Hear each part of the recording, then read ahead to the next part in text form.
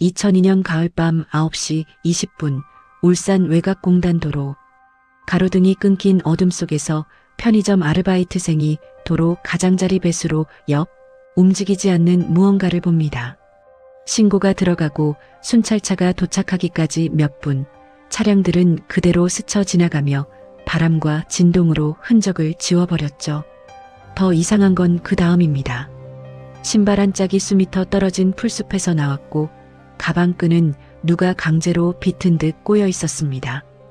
뺑손이라면 남아야 할 자국은 없고 대신 사라진 10분만 남았습니다. 그 공백은 사고로 시작해 은폐라는 단어를 끌어냈고 누군가가 그 밤을 정리했다는 방향으로 움직이기 시작합니다. 오늘도 어떤 진실과 마주하게 될지 모르지만 구독자 여러분의 하루만큼은 무사하고 평온하시길 바랍니다. 2002년 가을의 한평일 밤 9시 무렵 울산 외곽공단과 주택가를 잇는 왕복 2차선 도로는 교대 차량이 빠져나간 뒤 간헐적인 화물차만 지나가고 있었습니다. 가로등이 끊기는 구간마다 시야가 수십 미터씩 단절되는 구조였죠. 같은 시각 집으로 향하던 한 아동은 평소처럼 공단 담장과 배수로가 나란히 이어지는 길목을 지나던 중 마지막 목격을 남겼습니다. 이후 몇 분 동안은 주변에서 통화 기록도 확실한 목격도 교차로 CCTV도 연결되지 않는 공백으로 떨어졌죠. 밤 9시 20분 전후 인근 편의점에서 야간 근무 중이던 아르바이트생이 도로 쪽에서 이상한 형태의 물체를 발견했습니다.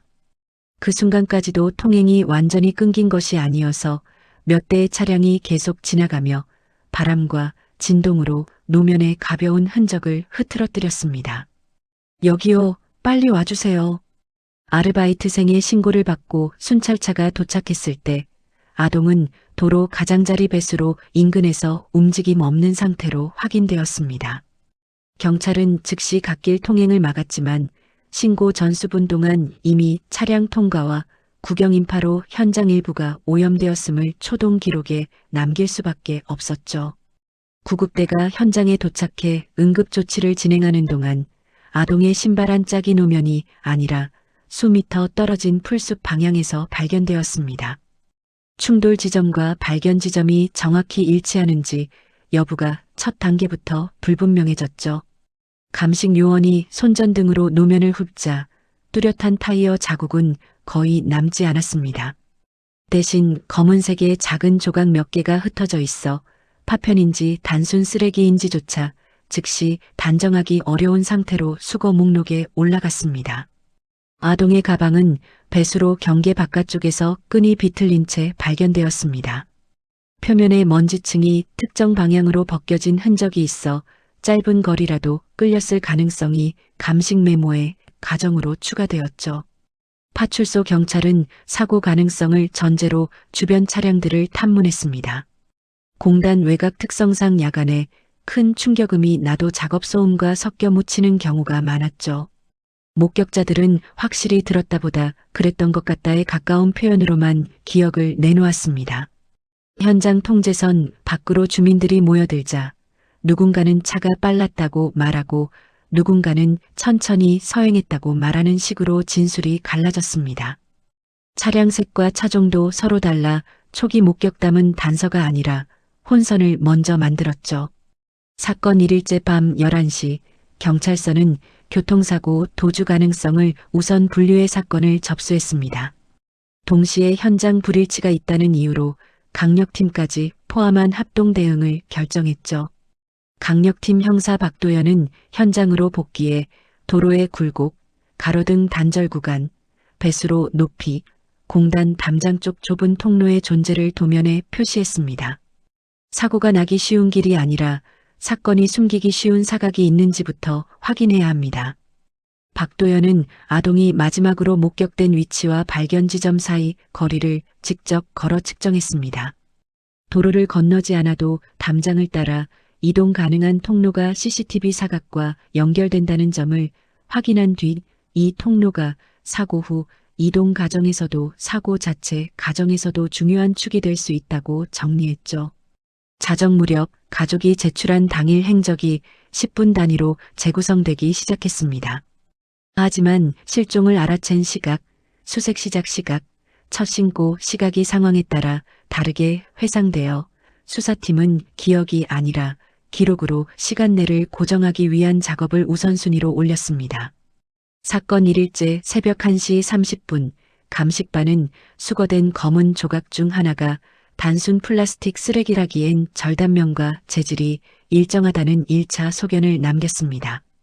동일 재질이 차량 부품일 가능성을 열어둔 채 보관 절차를 강화했죠. 같은 새벽 2시 10분, 박도연은 주변 상점들의 낡은 녹화기들이 덮어쓰기를 시작하기 전에 원본 확보가 어려우면 최소한 캡처라도 남겨야 한다는 판단으로 인근 점포들을 돌며 즉시 확인을 지시했습니다. 지금 안 잡으면 내일 아침엔 다 날아갑니다. 박도연이 손목시계를 확인하며 말했습니다. 감식 요원 한 명이 배수로 쪽을 비추던 손전등을 멈추고 박도연을 돌아봤습니다. 형사님, 여기 가방 끈이 이상합니다. 비틀린 각도가 자연스럽지 않아요. 박도연은 무릎을 굽혀 가방을 자세히 살폈습니다. 끈이 한쪽 방향으로 강하게 꼬인 흔적과 함께 표면 먼지가 부분적으로 벗겨져 있었죠. 사진 여러 장 찍어두고 끈 비틀림 각도 측정해서 기록 남겨주세요. 박도연이 일어서며 말했습니다. 새벽 2시 40분 인근 편의점 녹화 파일을 확인하던 수사관이 박도연을 불렀습니다. 형사님, 이쪽 영상 보세요. 시간이 몇 분씩 안 맞습니다. 박도연은 화면을 들여다보며 고개를 끄덕였습니다. 녹화기 시간 틀어진 거 감안해서 기준점 찾아야겠네요. 라디오 뉴스 시각이나 가로등 점등 시각 같은 거 확인해 보세요. 새벽 3시 박도연은 현장을 떠나기 전 도로 가장자리에 서서 담장 쪽 통로를 다시 한번 바라봤습니다. 어둠 속에서 통로는 깊고 좁게 이어져 있었고 그 끝이 어디로 연결되는지 불분명했죠. 사건은 그 순간부터 뺑소니, 추적과 시간대 재구성이 동시에 돌아가는 국면으로 넘어갈 준비를 마쳤습니다. 사건 2일째 아침 8시 박도연은 전날 새벽 확보해둔 CCTV 캡처 파일과 현장 감식 메모를 한 테이블에 펼쳐놓고 증거 확보 속도와 현장 오염이라는 상반된 조건을 동시에 전제로 삼아 수사의 기준점을 다시 고정했습니다. 같은 시각 감식반은 수거된 검은 조각들의 크기, 두께, 표면, 결을 분류해 차량 부품 파편 가능성과 공단 자재 파편 가능성을 함께 열어둔 채 비교 시료를 확보했습니다. 초기 단서가 한 갈래로만 흐르지 않도록 감정 의뢰서를 2갈래 가정으로 작성했죠. 오전 9시 30분 경찰은 사건을 교통사고 도주로 공식 분류하되 강력팀이 병행 투입된 상태를 유지했습니다. 현장 불일치 요소를 추가 확인 항목으로 따로 묶어보고 라인에 올렸죠. 오전 10시 법의관 서지연은 부검에 앞서 현장 사진과 수거물 목록을 먼저 검토했습니다. 손상 양상이 단일 충격인지 복합 충격인지 사망 추정 시점의 범위를 얼마까지 좁힐 수 있는지 필요한 정보가 뭔지 체크리스트로 만들어주세요. 서지연이 수사팀에 문서를 건네며 말했습니다. 박도연은 체크리스트를 받아 즉시 현장 재확인팀을 꾸려 배수로 경계의 눌림, 풀숲 쪽 앞은 가방 표면에 긁힌 방향을 다시 촬영하게 했습니다. 이미 훼손됐을 수 있다는 전제를 달고서라도 남아있는 형태 정보를 최대한 수치화하도록 지시했죠. 사건 2일째 정오, 편의점 아르바이트생은 당시 시야를 재현하기 위해 편의점 앞에서 도로 쪽을 다시 바라보며 진술을 보완했습니다. 처음 봤던 지점이 배수로 옆이 아니라 도로와 풀숲 경계였던 것 같습니다. 아르바이트생이 손으로 방향을 가리키며 말했습니다. 초기 발견 위치가 더 흔들리기 시작했죠. 오후 1시 20분 수사팀은 최초 발견 지점이 달라질수록 현장 해석이 바뀐다는 이유로 관련자 진술을 시간순이 아닌 위치 기준으로 다시 배열했습니다. 지도 위에 서로 다른 지점을 색으로 표시해 가장 겹치는 구역을 1차 중심점으로 설정했죠. 같은 시간 교통과 조사관은 해당 도로에서 일반적으로 남는 제동 흔적과 파편 확산 범위를 과거 사례와 대조했습니다. 충격이 컸다면 파편이 더 넓게 퍼졌을 가능성이 높습니다. 현장에 파편이 적은 이유가 속도가 아니라 사고 형태 또는 사후 정리일 수도 있습니다. 조사관이 박도연에게 보고하며 말했습니다. 오후 2시 박도연은 인근 카센터, 정비소, 폐차장에 대해 사건 후 24시간 내 범퍼, 헤드라이트, 휀더 수리를 중심으로 탐문 목록을 뽑았습니다. 단순 접촉사고가 많은 공단 특성을 고려해 야간, 급수리, 현금 결제 패턴에 우선순위를 부여했죠. 오후 3시 10분 수사팀은 공단 출입 차량 흐름을 확인하기 위해 경비실 출입 기록과 납품처 배송 기록을 요청했습니다. 민간 사업장 자료는 임의 제출만으로 한계가 있어 영장 신청 가능 범위와 긴급 보존 요청 절차를 병행 준비하기 시작했죠. 오후 4시 주변 상점 CCTV 원본을 확인하자 녹화기 시간이 서로 들쭉날쭉하게 틀어져 있었습니다. 일부는 저장이 덮어쓰여 영상이 끊긴 상태였고 남아있는 영상도 프레임이 낮아 번호판 식별은 어렵고 차량 실루엣과 진행 방향 정도만 기대할 수 있는 수준이었죠. 오후 5시 30분 박도연은 남아있는 영상들에서 공통으로 등장하는 차량들의 출현 순서를 뽑아 전후 30분 차량 흐름표를 만들었습니다.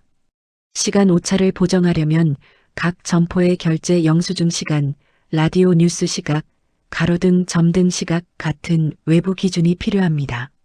박도연이 수사관들에게 지시하며 말했습니다. 사건 2일째 밤 7시 서지연은 1차 부검 소견으로 사고로 설명 가능한 손상과 추가 확인이 필요한 불일치 항목을 분리해 전달했습니다. 살인으로 단정할 수 없지만 사고 단독으로 고정하기 어려운 지점이 있습니다. 서지연이 박도연에게 문서를 건네며 말했습니다.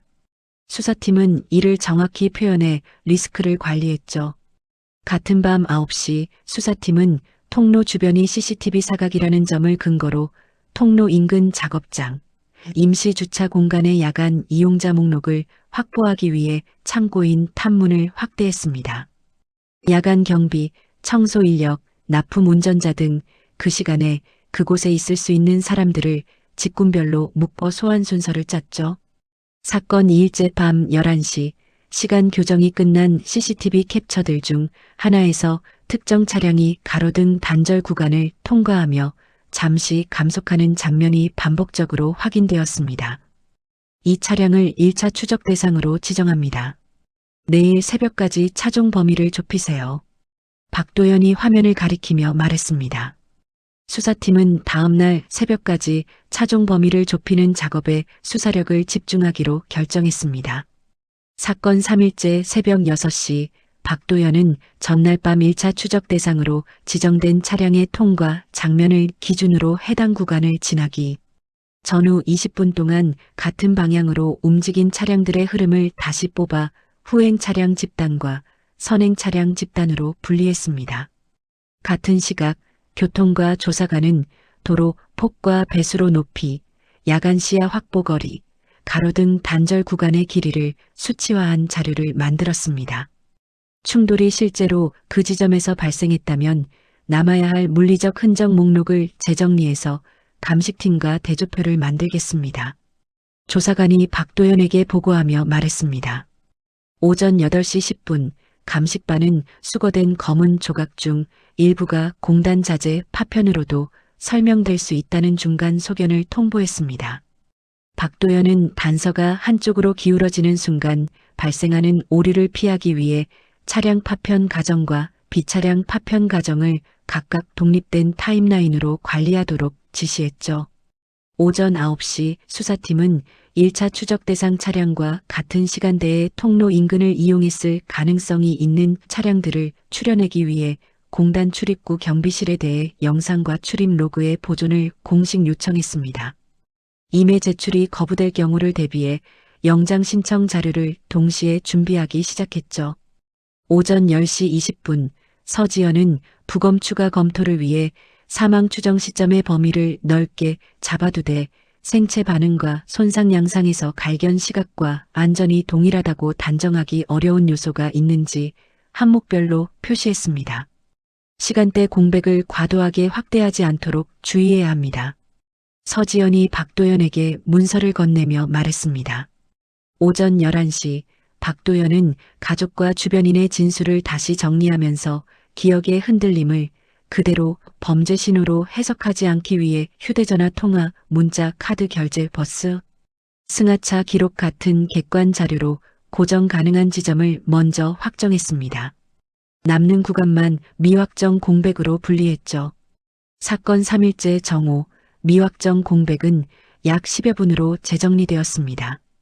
그 공백이 마지막 목격 위치에서 발견 지점까지 도보로 이동 가능한 시간과 겹치면서도 신발과 가방 위치의 불일치를 설명하기에는 여전히 부족하다는 결론이 내부 메모에 남았죠.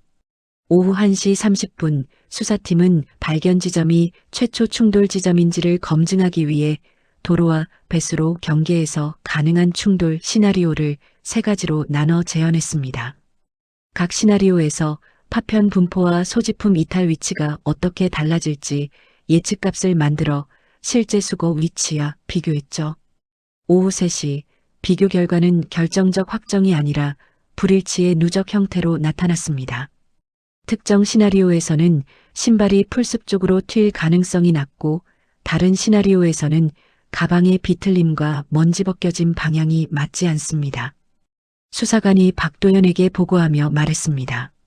하나로 깔끔히 설명되지 않는 요소가 계속 남았죠. 오후 4시 10분 박도연은 불일치를 사후 이동으로 단정하지 않고 먼저 현장 오염이 만들어낼 수 있는 왜곡 범위를 계산하기 위해 신고 전후 통행 차량 수 구경, 인파 동선, 구급대 이동 경로까지 모두 기록으로 복원해 오염 맵을 작성했습니다. 사건 3일째 저녁 6시 오염 맵을 겹쳐보자 풀숲 방향은 상대적으로 덜 밟힌 구역으로 남아 있었습니다. 박도연은 그 구역이 오염으로 덮이기 전에 남겨졌을 가능성이 있는 아픔과 긁힘을 다시 확대 촬영에 끊긴 형태라도 패턴을 확보하는 데 집중했죠. 같은 저녁 7시 30분 1차 추적 대상 차량과 유사한 실루엣을 가진 소형 화물차 한 대가 시간 교정된 CCTV에서 반복적으로 등장했습니다. 수사팀은 차종 범위를 좁히기 위해 주변 정비소와 주유소의 결제 기록과 맞물리는 차량을 우선 확인하는 방식으로 추적 대상을 재정렬했죠. 밤 9시 특정 정비소에서 사건 다음 날 새벽 시간대에 라이트 파손을 급히 수리한 차량 기록이 탐문으로 다시 떠올랐습니다. 이건 확정 단서가 아닙니다. 검증 대상으로만 처리하세요. 박도연이 수사관들에게 지시하며 말했습니다. 차량 손상 부위를 현장 가정 시나리오와 대조하는 체크리스트를 만들며 레드 헤링 위험을 통제했죠. 밤 10시 40분 수사팀은 통로 인근 작업장 관계자들을 직군별로 분리 소환해 사건 시간대의 출입 패턴을 확인했습니다. 그 시간은 늘 어수선해서 정확히 기억하기 어렵습니다. 여러 명이 공통적으로 비슷한 진술을 남기며 특정 몇 분을 둘러싼 집단적 공백이 생기기 시작했죠. 사건 3일째 자정 직전 박도연은 차량 추적과 시간대 재구성만으로는 공백이 닫히지 않는다는 판단 아래 다음 날부터 통로와 작업장 주변을 포함한 제2 현장 가능 구역에 대한 체계적 수색과 자료 확보를 영장 절차로 전환해 추진하기로 수사 방향을 확정했습니다. 사건 4일째 아침 7시 박도연은 전날 확정한 영장 절차 전환 방침에 따라 통로와 작업장 일대의 핵심 확보 대상 목록을 정리했습니다. 출입 로그, 야간 주차 구역 CCTV, 폐기물 반출 기록, 차량 정비 내역을 각각 어떤 근거로 묶을지 문서 형태로 재구성했죠. 오전 9시 30분 수사팀은 민간 사업장 자료가 임의 제출로는 빠르게 누락될 수 있다는 판단하에 영상과 기록에 대한 긴급 보존 요청을 먼저 발송했습니다. 동시에 압수수색 및 통신자료 제공 청구를 위한 사유서를 사건의 불일치 항목과 연결해 법적 요건을 충족시키는 방식으로 작성했죠. 오전 11시 감식반은 통로 쪽 풀숲에서 확인된 아픈의 일부가 구경인파 동선과 겹치지 않는 구간에 남아있다는 2차 촬영 결과를 올렸습니다. 이 아픈이 사람 발자국인지 작업장 장비 이동 흔적인지 섣불리 단정하지 마세요. 오염 가능성이 상대적으로 낮은 흔적으로만 분류합니다. 박도연이 감식반에 지시하며 말했습니다. 같은 시각 교통가는 도로면에서 제동 흔적이 거의 없는 이유를 놓으면 상태와 차량 속도로만 설명하기 어렵다는 검토를 남겼습니다.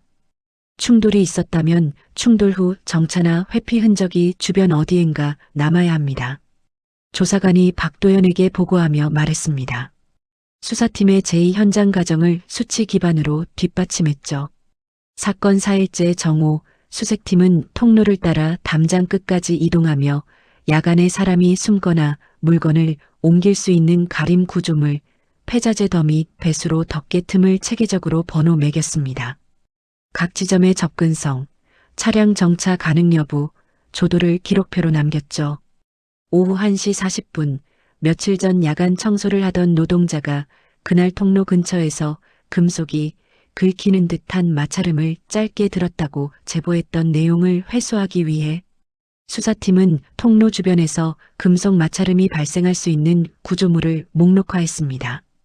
울타리 철망, 배수로 덮개, 적재함 레일, 철제 공구함을 하나씩 확인하며 실제로 소리를 재현의 음색과 발생 위치를 대조했죠. 일부 구조물에서는 동일 계열의 마찰음이 발생했지만 이 소리가 사건과 직접 연결된다는 확증이 부족했습니다. 특정 행위를 지목하는 단서가 아니라 통로에서 물체 이동이 있었을 가능성을 보조하는 정황으로만 기재합니다. 박도연이 수사관들에게 지시하며 말했습니다. 오후 3시 전날부터 관리하던 라이트 파손 급수리 차량은 차종, 손상 위치, 수리 시각을 사고 시나리오 체크리스트로 대조한 결과 현장 가정과 일치도가 낮다는 내부 평가가 나왔습니다. 별개 접촉사고 가능성 높음, 단 최종 배제는 추가 확인 후라고 기록에 남깁니다. 박도연이 문서를 검토하며 말했습니다. 수사 동력을 다른 축으로 돌렸죠.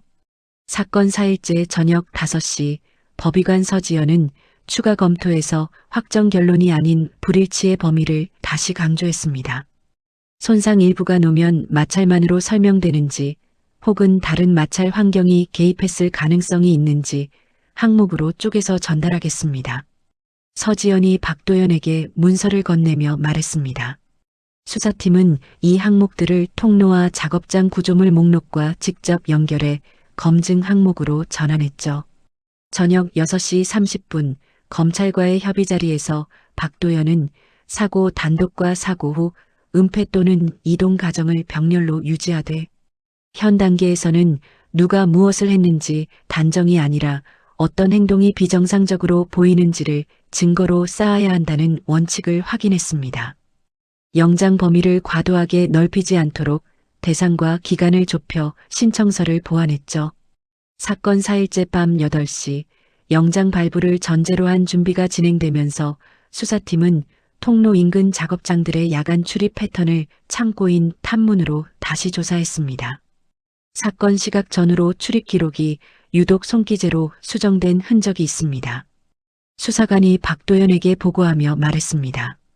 특정 작업장에서 진술이 반복적으로 나오기 시작했죠. 밤 9시 20분 박도연은 집단적 공백을 만들던 참고인들을 직군과 관계망 기준으로 재분류했습니다.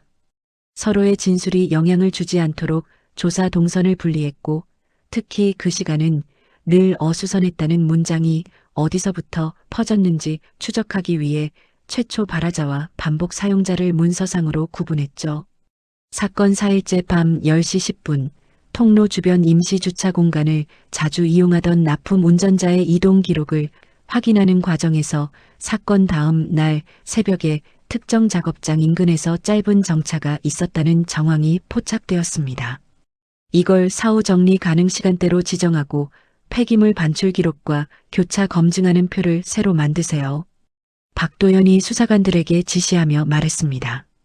밤 11시 30분 수색팀은 통로 끝 폐자재 구역에서 최근에 한꺼번에 치운 듯한 흔적과 바닥 긁힘을 확인했습니다. 이것이 일상적인 작업 흔적인지 사건과 관련된 급정리 흔적인지 구분하기 위해서는 해당 날짜의 폐기물 배출량과 반출 차량 기록이 필요하다고 판단해 잔거 확보의 우선순위를 반출 기록으로 올렸죠. 사건 4일째 자정 무렵 박도연은 다음 단계가 단순한 현장 수색이 아니라 기록이 바뀐 지점, 물건이 움직인 지점, 차량이 멈춘 지점을 하나의 타임라인으로 묶는 작업임을 명확히 했습니다. 사건 5일째 아침 9시 영장이 발부되자 수사팀은 통로 인근 특정 작업장과 임시주차 구역을 1차 집행 대상으로 확정했습니다. 확보해야 할 자료를 출입기록 원본, 수정 흔적이 남은 문서, 야간 CCTV 저장 장치, 폐기물 반출 전표 반출 차량 식별로 나눠 팀별로 동시에 투입했죠. 오전 10시 30분 작업장 사무실에서 확보된 출입 기록지에는 사건 시각 전후로 몇 줄이 지워졌다가 다섯 쓰인 흔적이 확인되었습니다. 수사팀은 원본 종이의 필압 차이와 잉크 번짐, 수정 테이프 사용 흔적을 촬영하고 봉인해 기록이 손댄 시점을 특정할 수 있는 물적 단서로 분류했죠. 같은 시간 폐기물 반출 전표를 대조한 결과 사건 다음 날 새벽 시간대에만 비정상적으로 폐기물이 한꺼번에 나간 정황이 발견되었습니다. 이걸 평소 반출 패턴과 비교한 그래프로 정리하세요. 사후 정리 가능성의 근거가 감정이 아니라 데이터라는 형태로 남겨야 합니다. 박도연이 수사관에게 지시하며 말했습니다. 오전 11시 40분 확보된 야간 CCTV 저장 장치 일부는 프레임이 낮고 사각이 많았지만 통로 방향으로 차량이 들어왔다가 짧게 정차한 뒤 다시 빠져나가는 흐름이 끊긴 장면들로 남아 있었습니다. 수사팀은 이 장면들을 시간 교정표에 끼워 넣어 정차 시점이 공백 10여 분 안에 들어오는지부터 검증했죠. 사건 5일째 정오, 시간 교정 결과 특정 차량의 정차 시각이 기존보다 앞당겨질 가능성이 제기되었습니다. 시간 오차가 만드는 착시를 줄이려면 결제 영수증, 경비실 교대 기록, 공단 방송 시각 같은 외부 기준을 추가로 확보해야 합니다. 박도연이 수사관들에게 말했습니다. 교정 정확도를 한 단계 더 올렸죠. 오후 1시 10분 통로 끝 폐자재 구역 바닥에서 발견된 긁힘 흔적은 금속 물체가 끌린 형태와 유사했습니다. 하지만 일상 작업에서도 생길 수 있다는 반론이 가능해 수사팀은 해당 날짜 전후의 작업 일정표와 장비 이동 기록을 확보해 그날만 비정상적으로 달랐는지를 먼저 확인하는 절차를 밟았죠. 오후 2시 참고인으로 분류된 작업장 관계자들 중 일부는 출입 기록 수정과 폐기물 반출을 정상 업무라고 설명했습니다. 그건 그냥 잘못 적어서 고친 겁니다. 원래 그렇게 합니다. 한 관계자가 박도연을 바라보며 말했습니다. 하지만 설명의 세부가 서로 맞지 않았고 특히 누가 지시했는지와 왜 새벽에 처리했는지에 대한 답변이 반복적으로 바뀌어 진술 신뢰도가 흔들리기 시작했죠. 같은 시각 서지연은 추가 감정 요청에 응답하며 단정은 불가하지만 특정 마찰 흔적이 도로면만으로 설명되기 어려운 범주에 걸쳐 있다는 형태로 문장을 제안했습니다. 박도연은 이 제안된 문장을 그대로 인용해 신뢰 단정이 아닌 검증 항목 확장의 근거로만 활용했죠. 사건 5일째 오후 3시 30분 수사팀은 검증 항목을 통로, 작업장 바닥, 적재함 내부 철제 장비 표면으로 확장했습니다. 각 표면에서 채취 가능한 미세 흔적을 동일 기준으로 채취해 비교 감정 의뢰서를 작성했죠. 오후 4시 40분 소형 화물차로 추정되는 차량 한 대가 작업장 인근에서 반복적으로 포착되는 정황이 나왔습니다. 차량이 범인인지 아닌지를 먼저 결론 내리지 마세요. 그 차량이 사건 시각에 통로로 접근 가능한 동선을 실제로 가졌는지부터 순서대로 확인합니다. 박도연이 수사관들에게 지시하며 말했습니다. 사건 5일째 저녁 6시 통신자료 제공 청구로 확보된 제한 범위의 기지국 기록에서 특정 단말기 몇 개가 사건 시각 전후로 통로 인근에서 반복적으로 찍힌 패턴이 확인되었습니다. 박도연은 단말기 수가 적다 같은 약한 추론 대신 반복 포착과 상호 통화라는 강한 구조로 관계망을 구성하기 시작했죠. 저녁 7시 20분 그 단말기들 사이에서 사건 직후 짧게 여러 번 연결된 통화 패턴이 발견되었습니다. 통화 당사자들의 직군과 출입 기록, CCTV 정차 시각을 겹쳐서 누가 어떤 시간대에 같은 공간에 있었는지 표 형태로 정리하세요. 박도연이 수사관에게 지시하며 말했습니다. 모순이 생기는 지점을 찾기 시작했죠. 밤 9시 표를 겹친 결과 사건 다음 날 새벽 폐기물 반출 시간과 특정 인물의 작업장 출입 시간이 비정상적으로 맞물리는 구간이 드러났습니다. 박도연은 그 구간을 핵심 검증 구역으로 지정해 관련자 조사 순서를 바꾸고 물적 증거 감정 결과가 나오기 전이라도 진술의 틈을 먼저 고정시키기로 했죠. 밤 10시 30분 핵심 참고인 중 한 명은 조사에서 그날은 그냥 지나가려 했다는 취지의 표현을 사용했지만 구체 행위를 말하지 않았습니다. 박도연은 이 문장이 의미하는 바를 강요에 끌어내지 않고 표현이 나온 시점과 주변 상황만을 연결해 방치 또는 은폐 가능성의 정황으로 묶었죠. 사건 5일째 자정, 박도연은 도로에서 시작된 뺑소니, 가정이 통로와 작업장으로 확장된 현재 상황을 다시 요약했습니다. 다음 단계는 공백 10여 분 동안의 행동을 1분 단위로 쪼개어 재구성하고 그 재구성이 물적 감정 결과와 어긋나지 않는지 검증하는 것으로 명확히 했습니다. 사건 6일째 아침 7시 박도연은 전날 자정에 확정한 1분 단위 재구성 계획을 실행하기 위해 CCTV 정차 시각, 출입 기록 수정 시각, 폐기물 기지국 반복 포착 구간을 하나의 마스터 타임라인으로 합쳐 공백 10여 분이 어디에 끼어드는지부터 다시 고정했습니다. 오전 8시 30분 수사팀은 타임라인에 들어간 모든 시각이 교정된 시간임을 전제로 각 자료의 원시 시간을 별도로 병기했습니다. 법정에서 시간을 조작했다는 공격이 들어오지 않도록 자료의 출처와 변환 과정을 문서화하세요. 박도연이 수사관들에게 지시하며 말했습니다. 오전 9시 20분 차량 추적팀은 작업장 인근에 반복 포착된 소형 화물차의 소유자와 운행자를 특정하고 차량을 확보했습니다. 하부 휠하우스, 적재함 레일, 범퍼 내부의 미세 잔여물을 채취했고 채취 지점마다 봉인 사진과 위치도를 남겨 감정 결과의 신뢰도를 최대한 끌어올렸죠. 오전 10시 10분 감식팀은 도로 현장에서 수거된 흙 성분과 통로 및 작업장 바닥에서 채취한 흙 성분을 비교하기 위해 동일한 분석 기준을 적용했습니다. 유사와 일치의 표현을 구분해 보고서 문장을 사전에 통일하는 방식으로 불필요한 단정이 생기지 않도록 정리했죠. 오전 11시 서지연은 추가 감정 과정에서 손상 양상의 순서를 다시 점검하기 위해 충격, 마찰, 압박의 가능 범주를 단독이 아니라 조합으로 검토할 필요가 있다는 의견을 전달했습니다. 사고 단독, 사고 후 이동, 사고 후 추가 행위 세 가정의 검증표에 그대로 반영하겠습니다. 박도연이 서지연에게 말했습니다.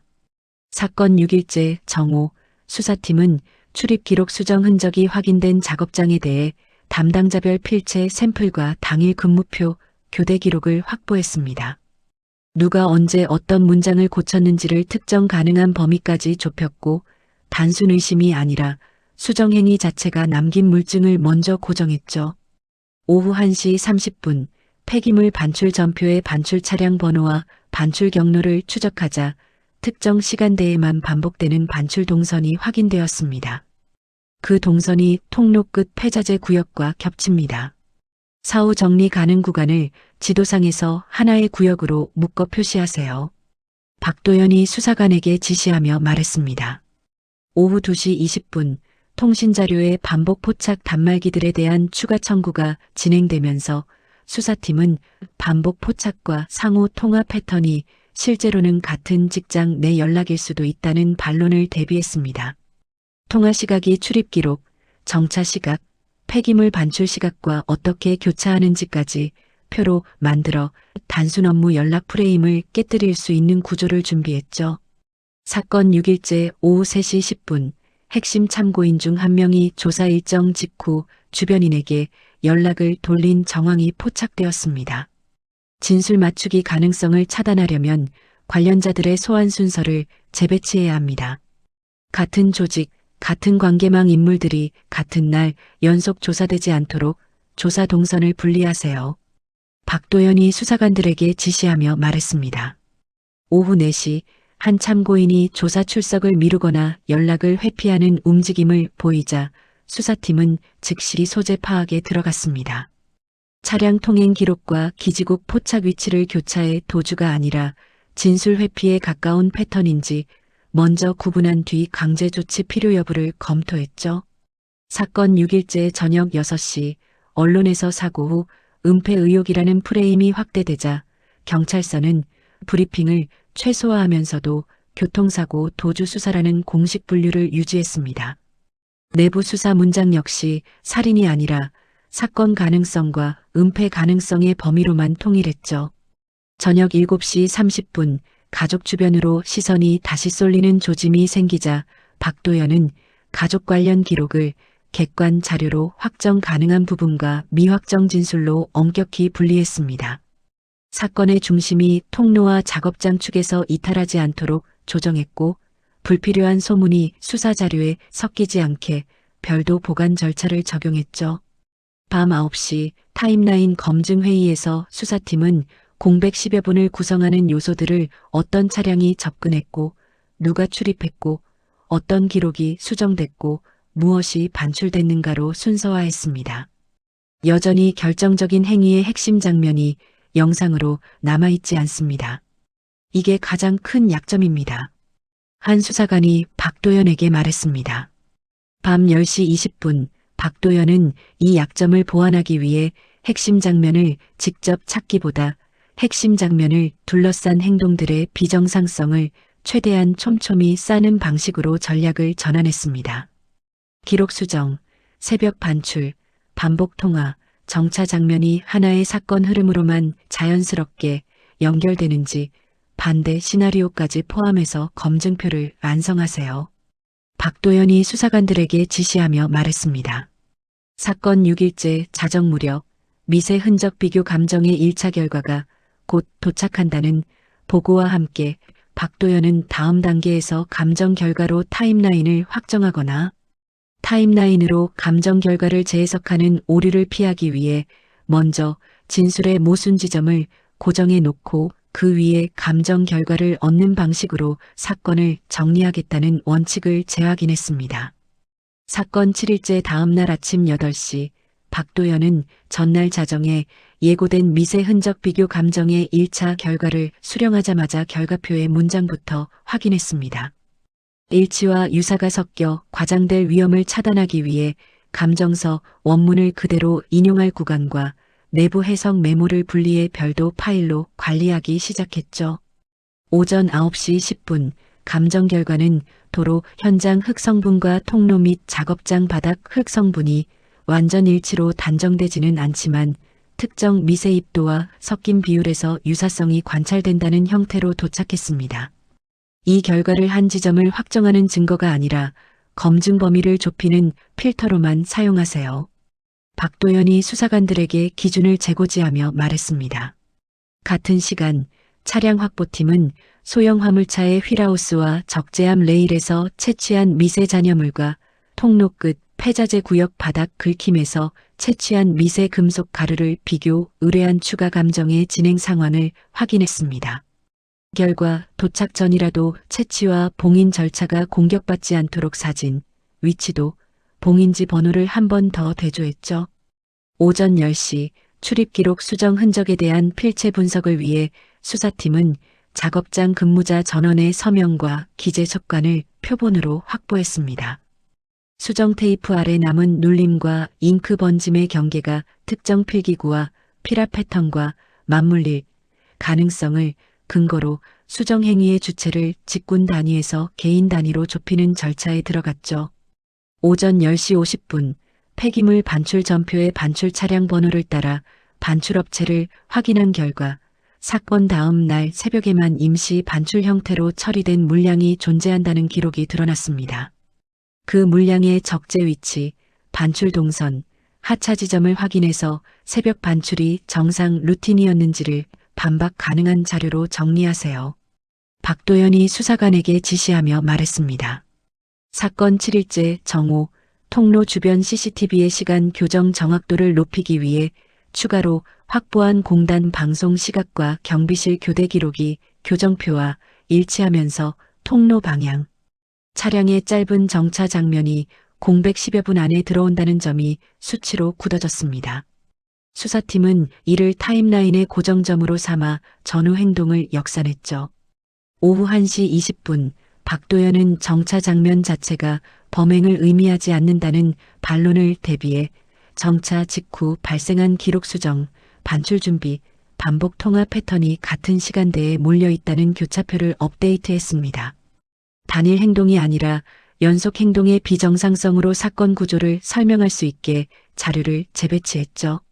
오후 2시 10분 노년의 야간 경비원이 참고인 조사에 응하면서 수사팀은 진술 오염을 막기 위해 먼저 그날 근무 동선과 교대 시각부터 확인했습니다. 통로 방향에서 차량이 들어왔다가 빠져나간 시각을 기억하십니까? 박도연이 경비원에게 물었습니다. 헤드라이트가 꺼졌다 켜지는 짧은 변화가 있었습니다. 차가 잠시 멈췄다가 다시 출발한 것 같았어요. 경비원이 천천히 대답했습니다. 박도연은 번호판 식별이 안 되는 약점을 인정하되 차량의 높이, 적재함 형태, 회전 반경 같은 형태 정보를 현장 구조와 대조에 가능한 차종 범위를 다시 좁히는 보조 근거로 정리했죠. 사건 7일째 오후 3시 40분 공단 내 젊은 인턴이 비공식 제보자로 접촉해왔습니다. 수사팀은 제보 내용을 과장 없이 기록으로 옮기기 위해 무엇을 직접 봤는지와 누구에게서 들었는지를 분리해 조서에 기재했죠. 사건 다음 날 새벽 작업장 주변에서 평소보다 많은 인원이 급히 청소하고 정리하는 걸 직접 봤습니다. 인턴이 박도연을 바라보며 말했습니다. 제보의 중심이 선명해졌죠. 오후 4시 30분 박도연은 인턴 진술이 단독으로 흔들릴 수 있다는 점을 감안해 해당 새벽 시간 내 작업장 내부 출입 기록, 폐기물 반출 전표 출력 시각, 작업장, 전기 사용량 변화 등 말이 아닌 흔적과 맞물릴 수 있는 자료를 추가로 확보했습니다. 진술의 외곽을 물증으로 둘러싸는 방식으로 보강했죠. 사건 7일째 저녁 6시 반복 포착 단말기들의 상호 통화 패턴을 출입 기록과 정차 시각과 겹친 결과 특정 인물들이 공백 시간대 전후로 집중적으로 연결돼 있다는 사실이 확정되었습니다. 업무 연락 반론을 대비해서 평소 동일 요일, 동일 시간대의 통화량과 비교한 기초 통계까지 붙이세요. 비정상성을 수치로 제시해야 합니다. 박도연이 수사관에게 지시하며 말했습니다. 밤 7시 30분 필체 분석과 근무표 대조를 통해 출입 기록 수정 가능 인물이 극히 좁혀졌습니다. 박도연은 그 인물의 조사 전략을 압박이 아니라 모순 고정으로 설정하고 수정 행위의 동기와 지시 라인을 추궁하기 전에 수정이 발생한 정확한 시각과 그 시각의 현장 행동을 먼저 제시할 자료 꾸러미를 완성했죠.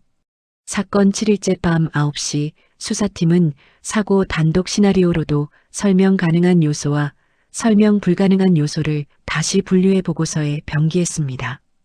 특히 신발과 가방 위치 불일치가 현장 오염만으로 해소되는지 여부를 마지막까지 열어두되 기록 수정, 새벽 반출, 정차 장면이 동시에 발생한 연쇄 행동은 우연으로 보기 어렵다는 결론을 내부 검토 메모로 고정했죠.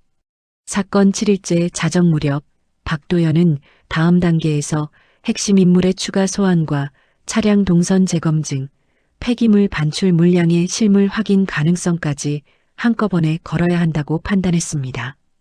감정 결과를 결론으로 삼지 않은 채 타임라인과 진술 모순을 먼저 단단히 묶어 놓은 상태로 검찰 협의 테이블에 올릴 준비를 마쳤습니다.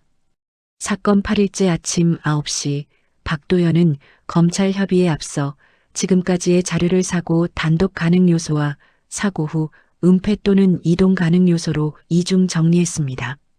각 요소가 어떤 기록, 감정, 영상, 진술에 의해 지지되는지 출처를 한 줄씩 붙여 주장이 아니라 근거 묶음으로 문서를 재편했죠. 오전 10시 30분 검찰 협의 자리에서 박도연은 사건을 살인으로 단정하지 않고 교통사고 도주로 시작했으나 공백 10여 분과 기록 수정, 새벽 반출, 반복 통화, 정차 장면이 결합되어 은폐 또는 추가 행위 가능성이 배제되지 않는다는 범위로만 설명했습니다. 법의학 문장도 감정서 원문 그대로 제안해 제시하겠습니다. 박도연이 검사에게 말했습니다. 같은 회의에서 검사는 의도를 직접 증명하기 어려운 구조를 지적했습니다. 특정 인물에게 형사 책임을 묻기 위해서는 공백 시간대의 행동이 최소한 하나 이상 사실로 고정되어야 합니다. 검사가 박도연을 바라보며 말했습니다. 수사팀은 그 요구를 충족시키기 위해 우선 기록 수정 행위와 새벽 반출 행위를 분리된 범행 구성 요소로 확정하는 전략을 제시했죠. 사건 8일째 정오 수사팀은 출입 기록 수정으로 좁혀진 핵심 인물을 추가 소환해 수정이 발생한 정확한 시각과 그 시각에 겹친 정차 장면, 반복 통화 패턴, 근무표 공백을 차례로 제시했습니다. 진술이 흔들릴 때마다 새로운 가정을 덧붙이는 대신 모순이 생기는 지점을 조서에 고정하는 방식으로 조사를 진행했죠. 같은 날 오후 2시 폐기물 반출업체와의 대조를 통해 사건 다음 날 새벽 반출 물량의 처리 경로가 특정되는 지점까지 도달했습니다. 물량 자체가 이미 분산, 처리되어 실물을 특정하기 어렵습니다. 최소한 새벽 임시 반출이 정상 루틴이 아니었다는 사실을 문서와 기록으로 확정해 은폐 정황의 뼈대를 세우겠습니다. 박도연이 수사관들에게 말했습니다. 오후 3시 30분 차량 동선 재검증에서는 소형 화물차가 사건 시각 통로 접근이 가능했던 흐름이 다시 확인되었습니다. 하지만 충돌 자체를 차량으로 확정할 만큼의 결정적 일치가 부족하다는 점도 동시에 정리되어 수사팀은 차량을 가해 확정이 아닌 핵심 행동과 공간을 공유한 수단으로만 위치시키는 표현 원칙을 유지했죠. 사건 8일째 저녁 5시 서지연은 최종 의견에서 사고 단독으로 설명 가능한 범주와 추가 행위가 개입했을 때 더 자연스럽게 설명되는 범주를 구분해 전달했습니다. 의혹을 키우는 문장이 아니라 검증 한계를 인정하는 문장으로 보고서에 반영하세요. 박도연이 서지연의 문서를 받아들며 말했습니다. 과장 가능성을 줄였죠. 저녁 6시 30분 수사팀은 언론 대응 문구를 뺑소니 수사 중으로 유지하면서도 내부적으로는 은폐 가능성 수사 병행이라는 분류를 지속했습니다. 마을에 떠도는 소문이 가족에게 다시 향하지 않도록 가족 관련 부분은 객관 자료로 확정된 범위에서만 기록을 공개하는 방침을 고수했죠. 사건 8일째 밤 8시 박도연은 전체 타임라인을 최종 점검하며 공백 10여 분이 단순한 모르는 시간이 아니라 정찬 출입, 통화, 반출이라는 행동의 연쇄로 둘러싸여 있다는 점을 강조했습니다. 그 연쇄 중 일부가 법적으로 입증 가능한 사실로 고정됐다는 점을 근거로 사건을 종결문서 단계로 끌어올립니다. 박도연이 수사관들에게 말했습니다. 밤 9시 30분 검찰은 혐의 적용의 범위를 두고 최종 검토에 들어갔습니다. 수사팀은 사고냐 살인이냐의 흑백 구도로 문장을 쓰지 않고 사고 후 은폐 또는 추가 행위 가능성을 둘러싼 증거와 한계를 병기하는 방식으로 기록을 완성해 향후 반박과 재검증 가능성까지 포함한 형태로 정리했죠. 사건이 정리되는 과정에서 남은 가장 큰 취약점은 핵심 행위를 직접 촬영한 영상이 없다는 점이었습니다. 이 취약점을 숨기지 않겠습니다. 대신 기록 수정, 비정상 반출, 통화 패턴, 정차 시각 교정이라는 간접 증거의 결합이 어떤 논리로 사건 흐름을 지지하는지 단계별로 적어 도식화 자료까지 붙이겠습니다. 박도연이 검사에게 말했습니다. 사건 8일째 자정 가까이 박도연은 최초 현장 오염과 CCTV 공백이 남긴 손실을 교훈 항목으로 별도 분리해 상부 보고서에 첨부했습니다. 다음에 유사 사건이 발생했을 때 초동 단계에서 오염 맵 작성, 영상 보존 요청, 시간 교정 기준 확보가 동시에 작동하도록 절차 개선안을 함께 제출했죠. 최종 기록에는 이 사건이 교통사고 도주로 출발했으나 신발과 가방 위치 불일치와 흔적 부재가 의문을 만들었고 통로 작업장, 새벽 반출, 출입 기록 수정이 결합되며 은폐 또는 추가 행위 의혹으로 확장됐다는 흐름이 단정 없이 정리되었습니다. 이후에도 사건을 둘러싼 논점은 남았지만 수사팀은 남은 논점을 추가로 확보되면 뒤집힐 수 있는 부분과 현 단계에서 확정 가능한 부분으로 구분해 보관함에 넣었습니다. 이 구분은 사건을 소비하는 말이 아니라 재검증 가능한 기록으로 남도록 설계되었죠. 그렇게 울산 외곽의 어두운 도로와 통로는 다시 일상적인 통행로로 돌아갔습니다. 하지만 수사 기록 속 공백 10여 분은 끝내 하나의 장면으로 환원되지 못한 채 사고 뒤에 무엇이 있었는가를 묻는 질문만 남겨 사건의 성격을 끝까지 흔들어 놓았습니다. 2002년 가을 울산 외곽도로에서 시작된 이 사건은 끝내 명확한 결론에 이르지 못했습니다. 교통사고 도주로 시작된 수사는 통로와 작업장으로 확장되었고 기록 수정과 새벽 반출, 반복되는 통화 패턴이 드러나며 단순 사고가 아닐 가능성을 제기했죠. 하지만 핵심 장면을 담은 영상은 끝내 발견되지 않았고 공백 10여 분은 간접 증거들로만 둘러싸인 채 여전히 열린 질문으로 남았습니다. 수사팀이 남긴 기록은 단정이 아닌 가능성의 범위였고 그 범위 안에서 진실은 여전히 흔들리고 있습니다. 어쩌면 우리는 모든 사건에 명확한 답이 있을 거라 기대하지만 현실은 때때로 불완전한 증거와 닫히지 않는 의문만을 남기기도 합니다. 이 사건이 우리에게 남긴 것은 결론이 아니라 질문입니다. 그날 밤 그 공백 속에서 정말 무슨 일이 있었을까요? 구독, 좋아요 눌러주시는 분들에게 건강과 행복이 가득할 거예요. 감사합니다.